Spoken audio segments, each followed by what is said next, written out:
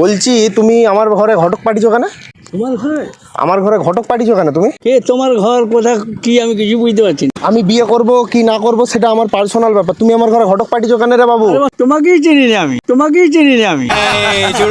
তুমি কবে ঘটক গেছিলে? পাঠালে কেন রে বাবু? কালকে। আজকে আমি আজকে ঘরকে এসেছি আমি মেয়ের ঘর থেকে। আরে তুমি তো আজকে আজকে সেজে আমার ঘরে পেরেশান করতে সকালবেলায় তো। তোমাকেই চিনি না আমি। আমাকে চিনোনি মানে? বলো তাহলে তুমি চিনোনি আমার ঘরে ঘটক কেমন করে পাঠালে? কে সেটি ঘটকটি বাকে? নান্টু ঘটক। আমি নামই জানি না, কোথায় বাড়ি তার? আরে এই তো সামনে বাড়ি বললো।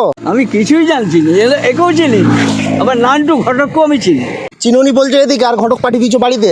এটা কি করে আর জানো? বিয়ে করবো না করবো সেটা আমার পার্সোনাল ব্যাপার, ঘটক পাঠিয়ে দিবে তা বলে? এই দেখে আচ্ছা, মুশকিল তো। আমি নান্টু ঘটককেও চিনি নি, কাউকে চিনি নি। তা তুমি ঘটক পাঠালে? তোমাকেও চিনি নি। তাহলে ঘটক পাঠালে কেন? আমাকে চিনোনি তো। কিরকম ছেলেটা, মানে লোকটা? লোকটা কিরকম বলতে একটু কালো করে একটু লম্বা করে লোকটা রয়েছে। বয়স্ক? আমাকে তুমি চিনলে কি করে? আরে সেই তো তোমার কথা বললো ছবি দেখিয়ে। আমি যে তাকে পাঠিয়েছি তার প্রমাণ কি? আর প্রমাণ লাগবে আবার সবকিছুতে। এটা কিরকম ধরনের হয় কথাটা? কই সেই লোকটাকে খুঁজে বার করো।